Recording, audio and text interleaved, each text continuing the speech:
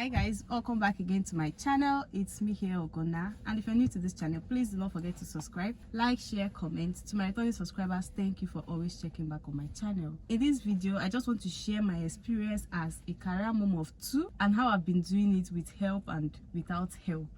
Yes, when I first started my job, I was pregnant. I actually got the job pregnant, and after I gave birth, I had to do my 3 months maternity leave, and it was just that period where I had a lot of unrest because I kept wondering, okay, after my maternity leave, how am I going to go back to work? Who is going to stay with my baby?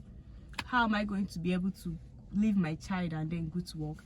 So for me, I've had, I don't know if I should say 3 helps or maybe 2, because the first one I had stayed just 1 month before leaving, but I've not had any bad experience with helps. God has been faithful. They are not perfect, but I've not had bad helps. I've not had any bad experience with house help. Just that the first one that stayed with me stayed for just 1 month, and then she said she was going.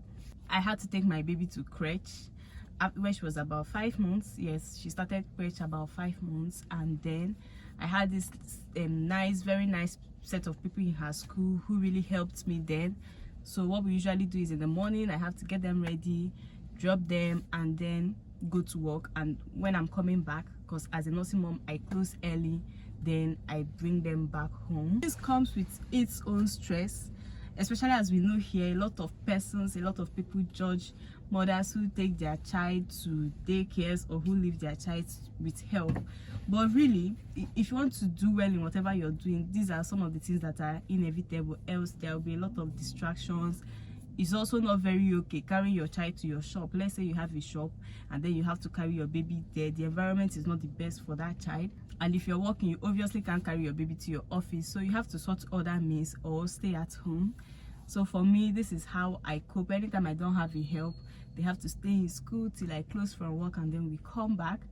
Eventually, around August of 2023, I got a help. Yes, she was my mother-in-law's help, and my mother-in-law was kind enough to tell her to come and stay with me. So she came, she was with us, she was okay. She was not perfect, but she was okay. I'm not also perfect. My kids liked her and she was with them. Then early this year, around March, she said she wanted to go and start something for herself. And one thing I always tell people is that once your help says he or she wants to go, allow them go. Don't try to like keep them or tell them that they've not stayed long.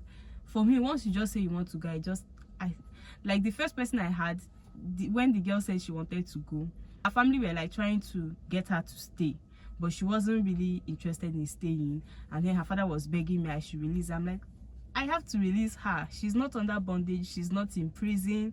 If she says she wants to go, she goes immediately. And that is because it's your child you're leaving for these people, so you can't gamble it. What if you tell the person not to go and you leave as you normally would do, and the person leaves your children in the house, just packs her bag? What will you do?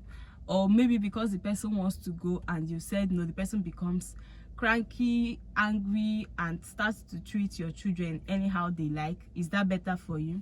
So anytime they just say they want to go, I just say okay, no problem. If that's what you want to do, you do. So in March, my help left. That was after staying about 8 months. August, September, October, November, December, January, February, March. About 7 months she left, and I had to stay with my kids alone since March till date. Although a few times I've had family come around and then assist, but majority of the time it was just us.